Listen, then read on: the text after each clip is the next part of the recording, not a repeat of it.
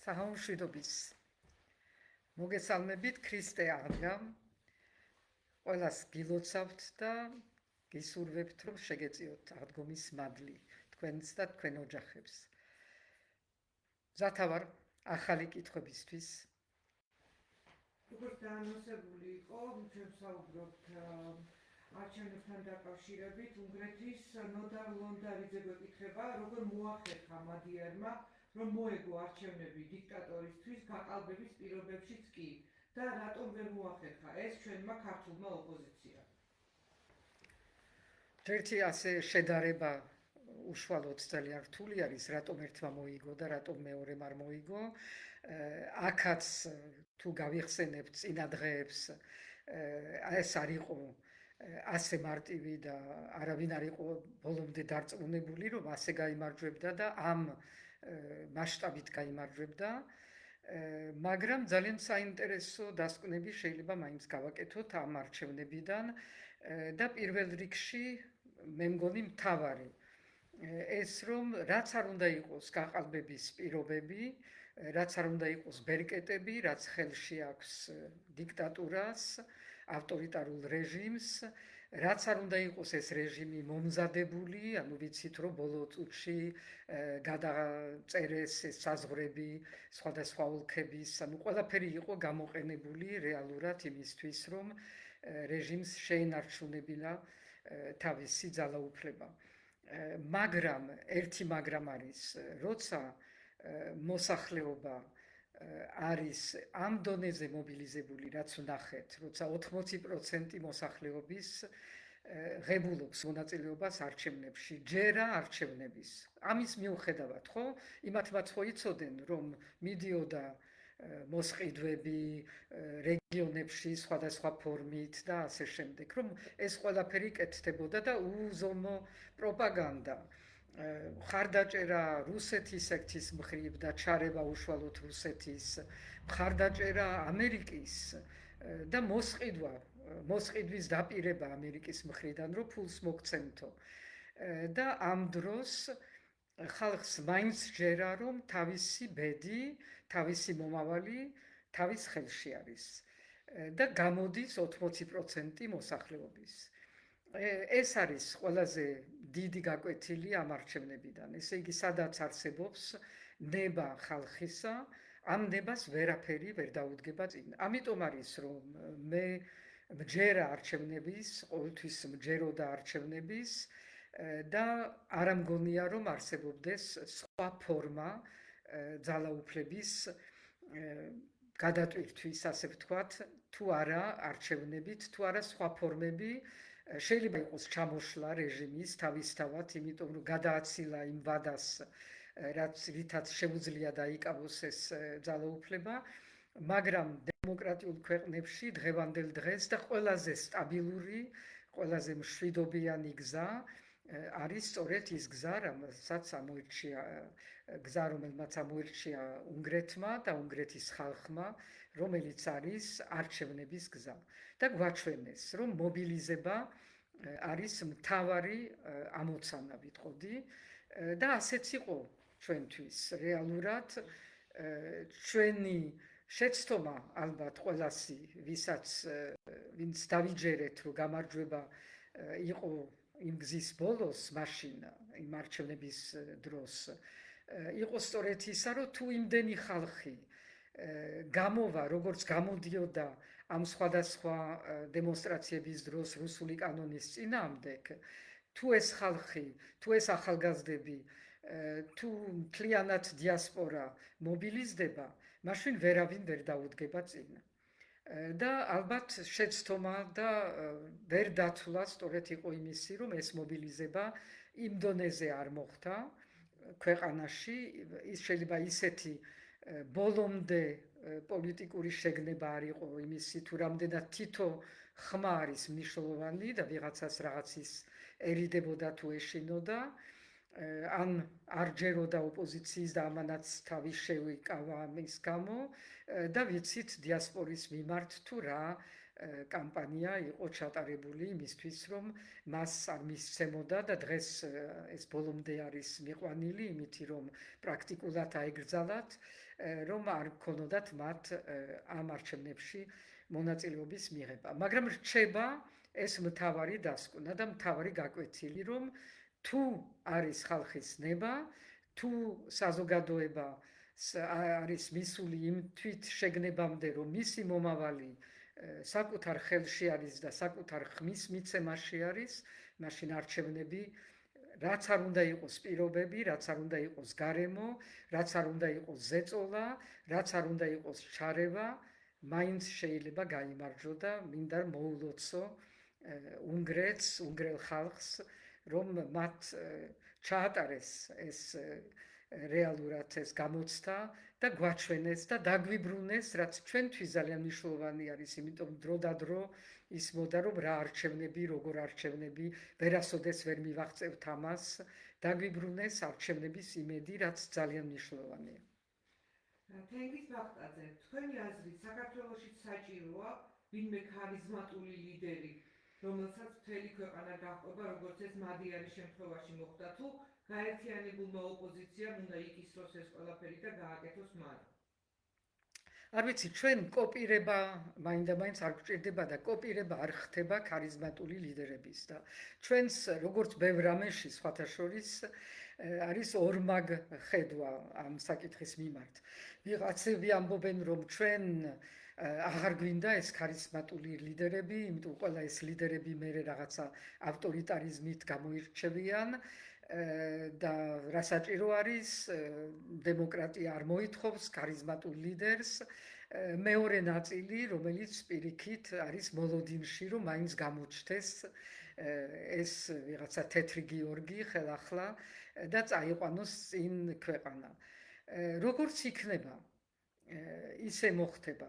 ამისი დაგეგმა და იმის თქმა, რომ გამოჩნდება ლიდერი თუ არ გამოჩნდება, ამას ვერავინ წინასწარ ვერ იტყვის და ჩვენ უნდა ვიყოთ მზად იმ მდგომარეობისთვის, რაც არის ჩვენ ქვეყანაში მდგომარეობა და არა შევქნათ რაღაცა ახალი მოლოდინები და ახალი მითები, რომ აუცილებელი არის ამდაგვარი გმირი იმისთვის, რომ არჩევნებში გაიმარჯვოს. არა, შეიძლება კოალიციამ გაიმარჯვოს არჩევნებში, იმიტომ რომ კოალიცია უფრო დამაკმაყოფილებელი არის ბევრისთვის, რომელიც თავის თავს უფრო ცნობს იმ თუ ამ მიმართულებაში. მაგრამ კოალიცია, რომელიც არის ნამდვილად ერთიანი და ერთ მიზნისკენ მიმართული და ამიტომ ვარ მე ამ ერთიანობის თუ რამესი ლიდერი ვარ ამ ერთიანობის ლიდერი, ნამდვილად რომ ეს არის ჩვენი გზა და ამ პროცესში, რომელიც არის პოლიტიკური პროცესი, უთუოდ გამოჩნდებიან ან ლიდერი, ან ლიდერები. ნათია იოსავა, უნგრეთი ბლოკავდა ყველაფერს ევროკავშირში, რაც ეხებოდა ქართულ ოცნებას და მათ დასანქცირებას, შეზღუდვებს თუ სხვა ბერკეტების გამოყენებას. როგორ შეიძლება დღეს შეიცვალოს ევროკავშირის პოლიტიკა, შედეგები, როგორ შეიძლება გამოისახოს ეს ცვლილება შედეგებში? ბევრად გამარტივდება ევროკავშირისთვის გადაწყვეტილებების მიღების საკითხი, რადგან ის ვეტო, რითაც არა მხოლოდ სარგებლობდა უნგრეთი, მაგრამ გადააჭარბა ეს გამოყენება ვეტოსი, ამით ივაჭრა, ხან ფულს ითხოვდა, ხან მაინც ბლოკავდა ამ თანხების მიუხედავად. ძალიან სერიოზულად დააზარალა უკრაინის ბრძოლა, იმიტომ რომ რეალურად ის თანხები, რომლებიც უნდა გადაცემულიყო დროულად უკრაინას, ეს შეფერხდა უკრაინის გამო და არაერთხელ ბოლო ვიცით, მაგრამ მანამდესაც იყო რამოდენიმე ეპიზოდი ასეთივე, რაც ეხება ასევე საქართველოს და სანქციებს, ამ ვიზებს და ამ ყველაფერში უნგრეთი იყო ნამდვილად შემაფერხებელი. ჩვენ ვიცით ოცნების წარმომადგენლები თუ რამდენჯერ სტუბრობდნენ უნგრეთს, ხან ერთი, ხან მეორე, მე მგონი ყველა წარმომადგენელი ოცნების მინისტრები არაერთხელ მრავალჯერ ჩადიოდნენ უნგრეთში და ალბათ იქ ითხოვდნენ სხვადასხვა მხარდაჭერას სწორედ ევროკავშირის გაერთიანებაში, რომ ჩვენ მიმართ არ ყოფილიყო მიღებული ის ყველაზე მკაცრი სანქციები, რომელიც მოითხოვს შეთანხმებას ყველა ქვეყნების კონსენსუსი, რასაც ქვია. ამიტომ ეს ყველაფერი ბევრად მარტივი იქნება მომავალში, იმიტომ რომ ალბათ ძალიან დიდი ალბათობით უკრაინა აღარ დაუდგება წინ ევროკავშირის თავის გადაწყვეტილებებში. ეხლა სანახავი არის, რამდენად ევროკავშირი მზად არის რაღაც სერიოზული გადაწყვეტილებებისთვის, ან ერთი მიმართულებით, ან მეორე მიმართულებით, თუ ეს იყო ასევე მისთვის რაღაცა მიზეზი, რომ რაღაცები არ გაეკეთებინა. ანუ ეხლა აღარ აქვს არანაირი საბაბი ევროკავშირს, რომ არ მიიღოს სერიოზული გადაწყვეტილებები და ეს პირველ რიგში ცხადია ეხება უკრაინას, მაგრამ არა მხოლოდ უკრაინას. ჩვენ გვეყოლება ვეტყოდი უფრო ნათელი მოკავშირე იმ ხრივ, რომ რასაც იტყვის, იმის გადაწყვეტილების მიღებას შეეძლება და ვერ იტყვის, რომ აი მინდა, მაგრამ ვერა. ეს მორჩა. ამავე დროს რჩება საკითხი ალბათ და ეს უკვე ევროკავშირის შიდა საკითხი არის, ის რაც განიცადა ამ ბოლო პერიოდში, ალბათ მისთვისაც არის ძალიან სერიოზული გაკვეთილი, რომ აღარ შეიძლება ამ კონსენსუსით წესით ამ ძალიან ძლიერმა დიდმა ორგანიზაციამ მიიღოს გადაწყვეტილებები და იყოს დამოკიდებული თუნდაც ერთი ქვეყნის რაღაცა ახირებაზე. და ამიტომ ის პროცესი, რომელზედაც უკვე ფიქრობენ და მსჯელობენ, რომ შეიცვალოს შიდა გადაწყვეტილებების მიღების მეთოდები და წესები, ეს ალბათ გაგრძელდება და ახლო მომავალში ალბათ ვნახავთ, რომ ევროკავშირი მიიღებს ამ კუთხით ისეთ გადაწყვეტილებებს, რომელიც მას მისცემს მეტ მოქნილებას თავის შიდა და საგარეო პოლიტიკაში, მაგრამ ამ შემთხვევაში უფრო საგარეო პოლიტიკაში, რადგან საგარეო პოლიტიკა მთლიანად იყო მართული ამ კონსენსუსის წესით. თეკლა ზუროშვილი გვეკითხება, მართლა ძალიან მაინტერესებს და თქვენი გულწრფელობის იმედი მაქვს. იმ ფონზე, როდესაც კონსტიტუციის 25 მუხლის საფუძველზე ისევ საქართველოს ერთადერთი და ლეგიტიმური პრეზიდენტი ხართ, როცა არ მომხდარა ახალი ლეგიტიმური არჩევნები, რატომ გაიწიეთ გვერდზე? არ ვიცი, სად გავიწიე, გამოვიწიე თუ წინ წავიწიე თუ ფაქტი არის, რომ მე ვარ ზუსტად იქ, სადაც ვიყავი პირველი დღიდან, როცა გამოაცხადე, რომ ეს არჩევნები იყო გაყალბებული, პირველივე დღე და ეს არ ყოფილიყო, ალბათ არ ვიქნებოდი დღეს, სადაც ვართ და არც ბევრი სხვა ქვეყნის პოლიტიკა ჩვენს მიმართ. ვარ ყველგან, სადაც უნდა ვიყო, არა ყოველდღიურად პროტესტში, იმიტომ ალბათ არ არის ეს ჩემი ადგილი, რომ გავხდე-უცებ ახალგაზრდა აქტივისტი, არც ამისი წლოვანება არ მიწყობს ხელს, მაგრამ ვარ იმ მარშებში თუ იმ ღონისძიებებში, სადაც მე უნდა ვიყო და ასევე ვაგრძელებ იმას, რაც არის ჩემი ერთ-ერთი მთავარი მაინც დანიშნულება, რომ მე ვესაუბრო ჩვენ პარტნიორებს, მივცე ინტერვიუები, ვიყო ყველა იმ ღონისძიებაზე თუ კონფერენციაზე, სადაც შემიძლია საქართველოს სიტყვა მივიტანო, სადაც უკვე სხვა არავინ ამ ოფიციალური ქართულ ოცნებიდან არავინ არ ჩადის, არავინ არ მიდის და ჩვენ უნდა შევინარჩუნოთ და ეს მიმაჩნია მე ერთ-ერთ ჩემ მართლა პასუხისგებლობად, რომ შევინარჩუნოთ ის კონტაქტები და ის როგორ თქვა, იქ ვიყოთ და ვარსებობდეთ და არ დავავიწყებთ თავი იმისთვის, რომ მოვა ძალიან მალე ის დრო, როცა აქ შეიცვლება პირობები, როგორც შეიცვალა უნგრეთში და ჩვენ ძალიან სწრაფად უნდა დავიბრუნოთ ყველა ის შესაძლებლობები, რაც მოგვეცა კანდიდატის სტატუსით და მეტიც. ანუ ჩვენ უნდა დავეწიოთ და შეიძლება გადავაღწიოთ კიდევაც, მაგრამ უნდა დავეწიოთ ნამდვილად ჩვენ პარტნიორებს, მოლდოვას და უკრაინას და ვიყოთ იმავე იმ სამეულში, რომელიც მიიღებს ევროკავშირიდან მხარდაჭერას და მხარდაჭერას არა მხოლოდ ფინანსურად, როგორც ხშირად ფიქრობენ, რომ მთავარი ეს არის, არა, მთავარი არის ის ყველაფერი, რაც კეთდებოდა ჩვენთან, რაც დღეს შეჩერებული არის და რაც ნიშნავდა განვითარებას ინსტიტუტების, განვითარებას და რეფორმირებას ჯანდაცვის, სოფლმეურნეობის, სტანდარტების, სოციალურ საკითხებში იმ სტანდარტების შემოტანა, რაც არის ევროპული სტანდარტები და რაც ესოდენ გვაკლია ამ ქვეყანაში. ლევან კვიტაშვილი დარწმუნებულია, რომ თქვენ გინდათ მშვიდად გაატაროთ თქვენი სიბერე პარიზში, მაგრამ ამის საშუალებას არ გაძლევთ. ხელისუფლების სიყვარულმა და ოჯახის კეთილდღეობამ გაგაყოფინათ თავი იმ კლუბში, საიდანაც ვეღარ გამოდიხართ. მოგვიწოდეთ, რომ ნუ მოტყულდებით იმ პატარა ბაბლით, ვინც მხოლოდ თქვენს გარშემოა და გაქეზებენ ამ გადაწყვეტილებებისთვის და კითხვას გისვამთ, რომ როგორ იტათ ამდენ განწყობილებას, რაც თქვენი მისამართით ხდება, როგორც სოციალურ ქსელში, ისე მედიაში. არ ვიცი, ლანძღვაგინება ძალიან ადვილად ასატანი არის, არ უნდა მიაქციო ყურადღება და მორჩა ამითი. ეს არის ბევრად დიდი ლანძღვაგინება, რასაც ვკითხულობ მე ამ კითხვაში და ამ კითხვის შინაარსში, რომ ვითომც მე ვიღაცისგან ვარ მართული იმისთვის, რომ ვიყო ამ ქვეყანაში, დავრჩე ამ ქვეყანაში და ვიგრძნო ამ ქვეყნის მიმართ ის ჩემი პირადი პასუხისგებლობა.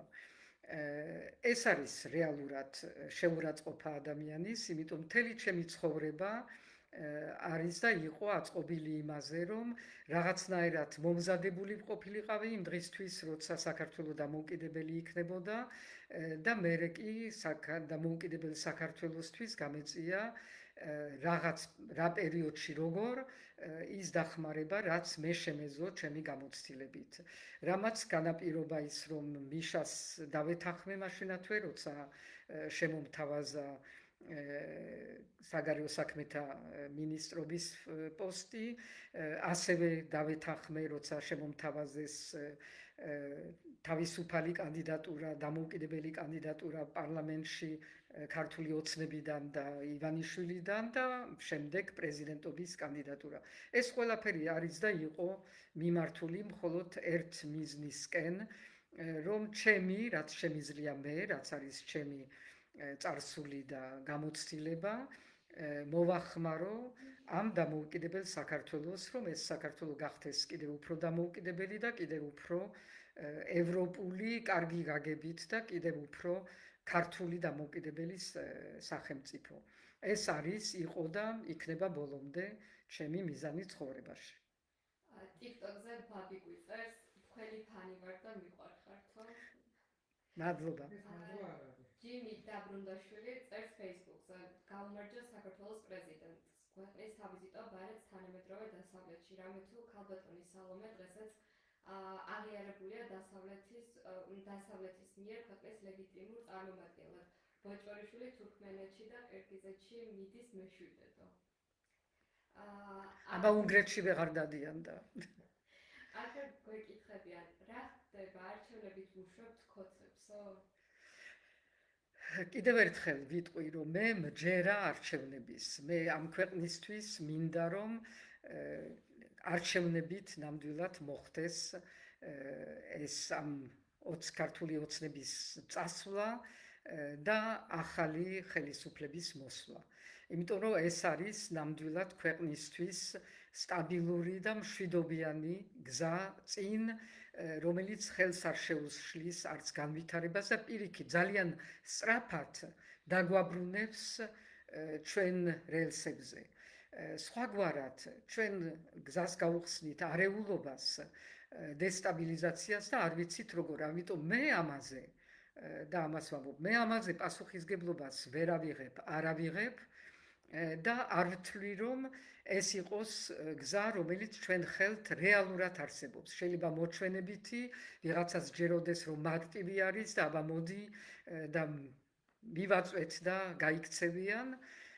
მე არ ამგონია, რომ ასე იყოს. მე მგონი, რომ ძალიან ცუდ დღეში არის დღევანდელი ქართული ოცნება კიდევ უფრო ჩვენ უნდა გავძლიერდეთ, რაც უფრო გავძლიერდება საზოგადოება, გაძლიერდება პოლიტიკური სპექტრი, უფრო გაუჭირდება ქართულ ოცნებას და ქართული ოცნება არის პრაქტიკულად თუ რამე არის შესაძლებელი, ორბანის დღეში არის ქართული ოცნება. შეიძლება ჩვენ ჯერ არა ვართ იმ დონეზე, რომ მზად ვიყოთ და ვემზადებოდეთ რეალურად არჩევნების მოგებისთვის, მაგრამ ესეც მალე მოვა, მაგრამ ის რომ ქართული ოცნება არის ისევე დაშლილი და ისევე ცუდ დღეში, როგორც იყო ორბანის ხელისუფლება, ეს ნათელია. და მხარდაჭერა არავისი არ აქვს, ესეც უნდა დავუმატოთ, იმას სქემაინც ყავდა პუტინიც და ვანსიც. მარის აბალიძე გვიწერს TikTok-ზე, გამარჯობათ ქალბატონო სალომე, იმედია რამე გვეშველება, ისევ თქვენი აქტიურად, თქვენი იმედი გვაქვს. მოგესალმებით ბარსელონიდან. მე ვთვლი რომ თქვენ დიასპორიდანაც უნდა იაქტიუროთ, თუ ერთმანეთს ამას ვეუბნებით, რომ უფრო მეტად იაქტიურეთ. აი დიასპორა, რომელიც არის გარეთ უფრო შედარებით თავისუფალ პირობებში, აუცილებელი არის, რომ დიასპორამ დაიცვას თავისი უფლებები. ეხლა გავიგე, რომ პარიზიდან თურმე შემოიტანეს სასამართლოში სარჩელი იმის შესახებ, რომ საკონსულოებში და საელჩოში აღარ იქნება გახსნილი უბნების არჩევნოდ. ეს არის ძალიან სწორი ნაბიჯი და ასეთი ნაბიჯი ალბათ უნდა იყოს გადადგმული ყველა ჩვენ დიასპორაში, ყველა ქვეყანაში, იმიტომ რომ ეს არის მიუღებელი სრულიად წარმოუდგენელი წართმევა მათი სამოქალაქო კონსტიტუციური უფლების. ბაქარ რამლი ამ ნიკით გვეკითხება, საქართველოს როგორც სამხრეთ კავკასიის პირველი სახელმწიფო და რეგიონში პირველი ქვეყანა, რომელმაც 2023 წელს მიიღო ევროკავშირის კანდიდატის სტატუსი, ფაქტობრივად სამხრეთ კავკასიის ევროპული ინტეგრაციის გზაზე მამოძრავებელი ლოკომოტივის როლს ასრულებდა. თუმცა ივანიშვილმა ეს კურსი დაანგრია და დღეს ფაშინიანი და სომეხი ხალხი ამას აგრძელებენ, რაც ძალიან გულდასაწყვეტია ჩვენი მიმართულებით, რა თქმა უნდა. რა გაქვთ ამაზე სათქმელი ჩვენთვის? ის რომ ეს არ არის გულის დასაწყვეტი. გულის დასაწყვეტი არის ამაში ეთანხმებით სრულიად ის რომ ჩვენ დავკარგეთ ჩვენი როლი და ჩვენი უპირატესობა, რაც ნამდვილად ჩვენ ვიყავით ლოკომოტივი ამ რეგიონის ძალიან დიდ ხანს და ამაში ყველა არის რეგიონში დარწმუნებული, მაგრამ მეორეს ვიტყოდი რომ კიდევ კარგი რომ იმ დროს როცა აქ ქართულმა ოცნებამ და ივანიშვილმა ჩაკლეს ჩვენი ევროპული ინტეგრაცია, რაც არ უნდა ლაპარაკობდეს ვიღაც ბოჭორიშვილი და სხვები, ჩაკლეს სრული მნიშვნელობით. ამ დროს ის ფაქტი რომ სომხეთი დგას იმ გზაზე, რომელზედაც ვიდექით, შეიძლება არ არის ისე წინწაწეული ჯერ, მაგრამ დგას, ეს ნიშნავს რომ ევროკავშირიც, ამერიკაც გლობალურად დასავლეთი რჩება ამ რეგიონში და ეს არის ჩვენთვის ძალიან მნიშვნელოვანი, რომ ეს რეგიონი ისევ არ ჩაიკეტოს, ისევ არ გახდეს რაღაცა შავი ხვრელი, რომელიც არავის არ ეკუთვნის, მაგრამ რეალურად რუსეთის გავლენის ქვეშ რჩება და არავინ არ უპირისპირდება ამაში. დღეს უკვე ეს დრო აღარ არის, აქ არის ძალიან დიდი ინტერესი და ეს ინტერესი შენარჩუნებული არის, ჩანს კონკრეტულად სწორედ ამ სომხეთის მაგალითით, სომხეთ-აზერბაიჯანის ახალი ურთიერთობებით და ეს რეგიონი რჩება როგორც მიმზიდველი რეგიონი ჩვენი დასავლეთის პარტნიორებისთვის და ასევე ჩანს მათი აქ ვიზიტებით, არა აქ საქართველოში, არამედ აზერბაიჯანში და სომხეთში, ჩანს რომ ესენი მზად არ არიან რომ ეს რეგიონი ჩააბარონ რუსეთს. დღეს უკვე რუსეთს არავინ არაფერს არ ჩააბარებს. ეს დრო გასული არის და ჩვენ ამიტომ უნდა ძალიან სწრაფად დავიბრუნოთ ჩვენი გზა და დავბრუნდეთ ჩვენ სწორ მიმართულებაზე ევროკავშირის და დასავლეთისკენ, იმიტომ რომ დავიბრუნოთ ასევე ყველა ის სტრატეგიული ინტერესები, რაც ამ რეგიონში არსებობს, მხოლოდ არ წავიდეს სომხეთის და აზერბაიჯანისკენ. ნიკო მაღულარია, ოლიგარქის და კრიმინალური რეჟიმის მმართველობის ერთ-ერთი ფორმაა შიშზე და პროვოკაციაზე დამყარებული მართვა. ეს გარკვეულწილად საბჭოთა მეთოდიცაა. თქვენ რაში ხედავთ გამოსავალს? გამოსავალი უკვე ჩანს იმაში, რომ ეს შიში, როგორც არაერთხელ უკვე მაქვს ნათქვამი, ეს შიში გადაინაცვლა და დღეს ეს შიში ბევრად უფრო არის ქართული ოცნების მხრივ, ვიდრე საზოგადოებაში, დანარჩენ საზოგადოებაში. დანარჩენ საზოგადოებაში, რომელიც უშუალოდ პროტესტში არ არის ჩართული, დანარჩენ საზოგადოებაში უფრო სუფევს სიფრთხილე. რაც გასაგები არის ამ ქვეყანაში, ამ ჩვენი გამოცდილებიდან გამომდინარე, საზოგადოება, უმრავლესობა საზოგადოების, სადაც ძალიან დიდი უკმაყოფილება არის ქართული ოცნების ყველა ბოლო გადაწყვეტილებების მიმართ, ეს იქნება განათლება, დენის ფასი, თუ სხვა ფასები და ზოგადად მათი არაერთი გადაწყვეტილება არ არის პოპულარული ან მოსაწონი. ასე რომ უკმაყოფილება ძალიან გაზრდილი არის, მაგრამ სიფრთხილე რჩება. ეს არის ალბათ ჩვენი გენეტიკური გამოცდილება, რომ სანამ დრო არ არის მოსული, სანამ დრო არ არის მომწიფებული, ჯერ არ არის საჭირო, რომ შენ თავით მიასკდე კედელს. და მესმის ესა არის ნაწილი საზოგადოების, რომელიც ბევრად უფრო წინწასული არის, გაბედული, პროტესტში ჩართული. ეს ყველასი სხვადასხვა ხასიათი არის და სხვადასხვა გამოცდილება და სხვადასხვა ასევე ხედვა თუ რა არის პოლიტიკაში საჭირო, მაგრამ ეს არ ნიშნავს იმას, რომ ეს ქვეყანა და ეს საზოგადოება არ ემზადება იმ გარდამტეხ მომენტისთვის. და სხვათა შორის მინდა ის თქვა ასევე, რომ ძალიან ბევრი ხაზს უსვამს იმას, რომ მადიარი თუ მაგიარი თუ როგორ უნდა ითქვას, არ ვიცი, ამაზე მიდის როგორც ყოველთვის ჩვენთან ყველაფერზე მსჯელობა, მაგრამ რომ ის იყო ჩართული 2024 წლიდან უკვე კამპანიაში. ჩვენთან კამპანია გრძელდება მინიმუმ 2023 წლიდან, როცა გამოიცა პირველი რუსული კანონი და არ გაჩერებულა ეს კამპანია, იყო რეგიონებშიც ასევე გამოსვლები, იყო ჩასვლები, ანუ ეს სხვადასხვა კუთხით და სხვადასხვა ადგილას ეს მუდმივი პროტესტი ვიტყოდი და გამოხატულება ამ წინააღმდეგობის არ არის დაწყებული გუშინდელი დღიდან და ჩვენთანაც გრძელდება უკვე პრაქტიკულად 3 წელი არის. ამიტომ ჩვენ მზად ვართ, მზადდებით და ველოდებით სწორ მომენტს და ეს დროც მოვა. ქალბატონო სალომე, რას ფიქრობთ დღევანდელ საქართველოს?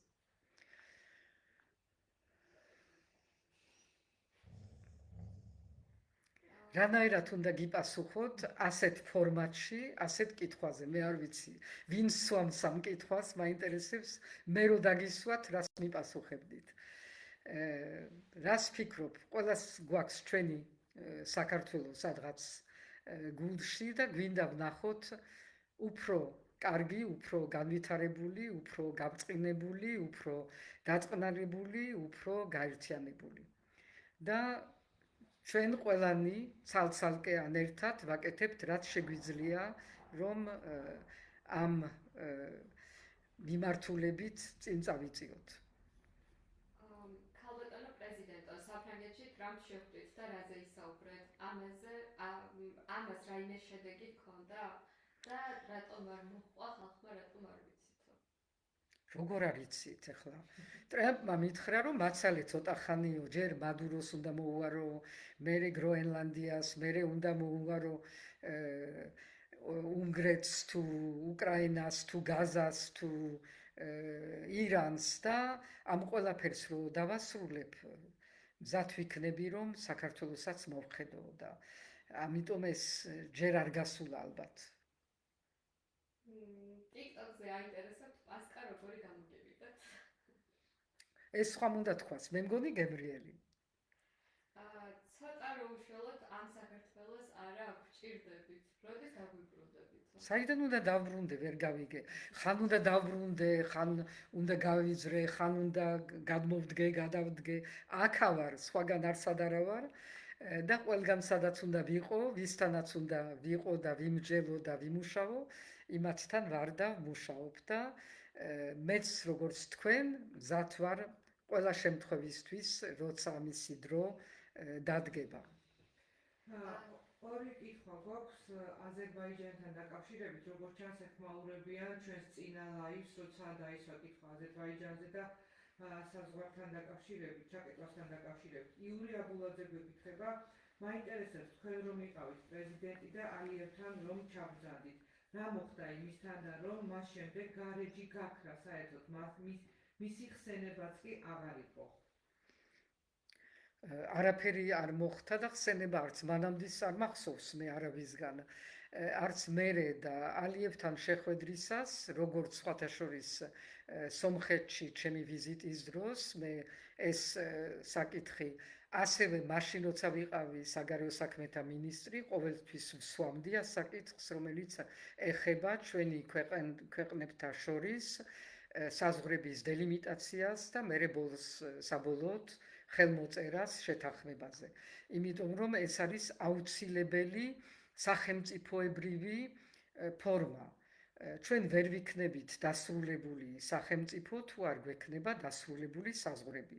რაც არ გაგვაჩნია, საქართველოს ძალიან უცნაურ მდგომარეობაში არის ამ კუთხით.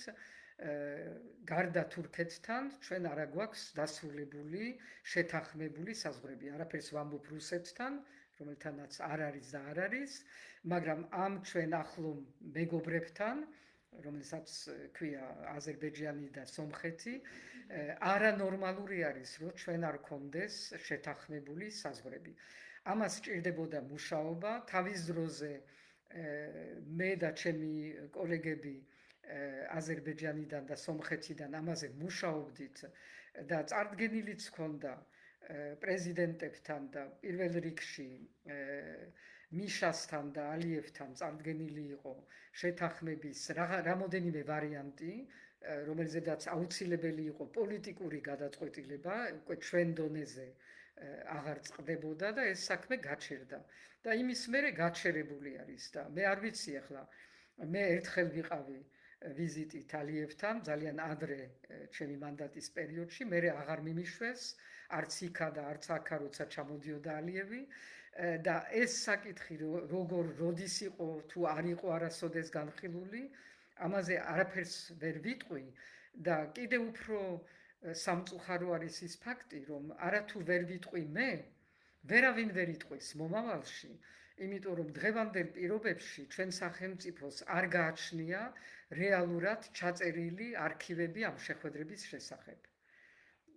რაც ასევე არის აუცილებლობა სახელმწიფოსთვის, რომ ნებისმიერი შეხვედრა, ნებისმიერ ოფიციალურ პირების შორის ამას ჰქონდეს ოქმი და ეს დარჩეს ჩვენ არქივებში, რასაც ჩვენ ყველა ჩვენ შეხვედრებზე ვაკეთებდით, მე როგორც პრეზიდენტი, აღარ ვამბობ საგარეო საქმეთა მინისტრის პერიოდში და ვუგზავნიდით პრემიერის კაბინეტს, რომ ყველას ქონოდა სწორი ინფორმაცია იმის შესახებ, რა ითქვა და რატომ. იმიტომ რომ ეს არის სახელმწიფოს მეხსიერება. ხვალ სხვა რომ მოვა და შეხვდება რომელიმე ლიდერს, რომელიც ეტყვის, რომ თქვენმა წინმა ხელისუფლებამ ეს დამპირდა და ის დამპირდა. და ჩვენ თუ არა გვაქვს არანაირი დოკუმენტურად ის საბუთი, რომ ესეთი რამე არ ყოფილა, არ დავპირებულ ვართ, ჩვენ ვართ ბევრად უფრო სუსტი, ვიდრე ჩვენი მეორე პარტნიორი. ეს არის ანაბანა საგარეო პოლიტიკის და საერთოდ სახელმწიფო პოლიტიკის. ქათო დათიაშვილი აგზელებს აზერბაიჯანის თემას და ამბობს, რომ აზერბაიჯანს საზღვრები დროებით ყველა ქვეყანასთან აქვს დაკეტილი. თუმცა ტერიტორიულ უთანხმოებას რაც შეეხება, თქვენი პრეზიდენტობის დროსაც იგივე იყო, არაფერი შეცვლილა, მაგრამ მაშინ ხმა არ ამოგიღია. საერთოდ იქაური ქართველები ვინ არიან და როგორ ცხოვრობენ თუ იქ? ხო, ახლა ვურებთ ორ რამეს, ტერიტორიული უთანხმოება არ არის არადელიმიტაცია, ეს არის პირველი საკითხი. მეორე საკითხი, რომელიც ეხება საზღვრების ჩაკეტვას ეს მოხდა კოვიდის პერიოდში და კოვიდის მერე ამითი ისარგებლა აზერბაიჯანულ მხარემ, რომ აღარ გაეღო ეს საზღვარი, არ ვიცი რა მიზეზების მისი მხრიდან, ალბათ არის რაღაცა მიზეზები ამ ჩაკეტვასთან დაკავშირებით, მაგრამ ეს პირდაპირ ჩვენ ინგილოებს ძალიან სერიოზულად მათთვის არის შემაფერხებელი იმისთვის, რომ კონდეთ ის კავშირები საქართველოსთან, რაც მათ სურთ და რაც მათთვის არის ძალიან ღირებული. და ამდენად მე უკვე როგორც ეხლაც ვახსენე, აღარ მქონდა არც ბერკეტი იმისი, რომ ეს საკითხი სადმე დამეყენებინა ამ კოვიდის პერიოდის მერე, უკვე თქვენ გაგახსენდებათ ურთიერთობა ხელისუფლებასთან, არც ერთი ვიზიტში არ ყოფილვარ ჩართული ჩვენ აზერბაიჯანელ მეგობრებთან, ამიტომ ჩემ ხელთ არ იყო ამ საკითხის დასმა, მაგრამ ვიცი, რომ ეს საკითხი არ დასმულა და ამ დროს ჩემთან მოდიოდა საკმაოდ ბევრი წერილები სწორედ ჩვენი ქართველებიდან, თანამემამულეებიდან, რომლებიც ცხოვრობენ აზერბაიჯანში და რომელსაც არ აქვთ ორმაგი მოქალაქეობა, ამასაც აქვს თავისი წინა ისტორია, რომელიც სწორედ უკავშირდება იმას, რაც ეხლა ვთქვი. ანუ არ დაწერილი რაღაცა წესები, რომელზედაც ვერავინ ვერ ამბობს, არსებობს თუ არ არსებობს. მაგრამ ფაქტი არის, რომ ამის გამო ჩვენ ვრჩებით რაღაცა no man's land-ში, ანუ გაურკვევლობაში და ვერ ვაძლევთ ორმაგ მოქალაქეობას ამ ადამიანებს, რომლებიც ასე ამ მხრივ ერთგვარად იჭყლიტებიან. და რაც ეხება ჩემ მათთან ურთიერთობას, მე არასოდეს დამავიწყება ჩემი ჩასვლა საინგილოში და იქ ეკლესიაშიც მისვლა და ეს იყო ძალიან მოკლე ვიზიტი, მეტის შესაძლებლობას არ იძლეოდა ის ფორმატი, რითაც ჩასული ვიყავი მაშინ, როგორც საგარეო საქმეთა მინისტრი და როგორც პრეზიდენტი არ ჩავსულა. ქალბატონო სალომე, რატომ დააგდეთ მუხტი აქციების დროს და რატომ მოახდინეთ დეესკალაცია? და ასევე გვეკითხებიან, რატო გაუცრუეთ იმედები იმ ახალგაზრდებს, რომელსაც თქვენი იმედი ჰქონდათ 29 იანვრის შემდეგ, რომ არსად აპირებდით წასვლას? ვერ გავიგე, საწავედი. რაღაცა, არ ვიცი, ან შეიძლება ყოველდღე უნდა ჩავწეროთ ასეთი კითხვა-პასუხები, რომ ხალხი დარწმუნდეს, რომ აქა ვარ ჩვენ სახლში და არსად არ წავსულ ვარ, თუ არა, როცა არის მნიშვნელოვანი შეხვედრები ან მნიშვნელოვანი კონფერენციები და იქ ნამდვილად ვივლი, იმიტომ რომ საქართველო იქ უნდა იყოს წარმოდგენილი.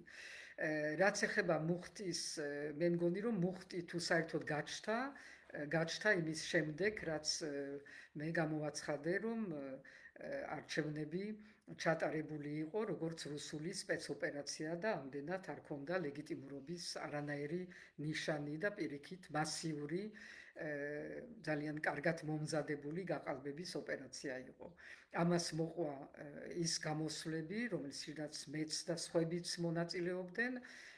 მე ყველგან სადაც შესაძლებელი იყო ვიყავი როგორც სხვები, სადაც საჭირო იყო გამოვდიოდი, სადაც ნაკლებად საჭიროდ თვლიდნენ სხვები, აღარ გამოვდიოდი, მაგრამ იქ ნამდვილად ვიყავი და დღესაც ვარ პრაქტიკულად ყველა მარშში, თუ კი საქართველოში ვიმყოფები იმ დროს. რაც ეხება იმას, რომ მე არ ვეთანხმებოდი და არ ვეთანხმები დღესაც გამოცხადებულ რაღაცა გადატრიალებებს და ვითომც ერთ დღეში მომხდარ რაღაცა სასწაულებს არ მჯერა მე სიზმრების და მითების, ასე არ ხდება. ხდება ყველაფერი და მე მაქვს ძალიან დიდი იმედი, რომ ეს მართლაც თავის ბოლოსკენ მიდის ეს პროცესები, იმიტომ რომ ძალიან ბევრი ადამიანი არის ჩართული, ძალიან ბევრმა ჩადო ძალიან ბევრი თავისი, თუნდაც ის ადამიანები, რომელიც დღემდე არიან ციხეში და არ ტყდებიან, არ მიდიან კომპრომისებზე. ეს არის ისეთი უზარმაზარი მაგალითი, როგორც ცოტა არის სხვა ქვეყნებში, არც ვიცი უნგრეთში, ორბანის უნგრეთში თუ იყვნენ ასეთი ადამიანები. ჩვენ ყოველთვის ვადარებთ სხვებს და ვფიქრობთ, რომ ისინი რაღაცნაირად უფრო მაგრები არიან. ჩვენს ყავს ძალიან მაგარი ადამიანები, ზია ამაღლობელი, ელენე ხოშტარია, ანდრო და სხვები, ბევრნი არიან და ესენი არიან ხვალინდელი დღის მართლაც ჩვენი სერიოზული საყრდენი. ისე კი არა, რომ რაღაცა მითი შევქნათ, ეს ამათმა უკვე დაგვირწმუნეს და თვითონაც შეიქმნეს ახალი პიროვნულის ძალა, რომელიც მათ მართავს და მათ მიიყვანს ბოლომდე და მათთან ერთად ჩვენც მივალთ ბოლომდე.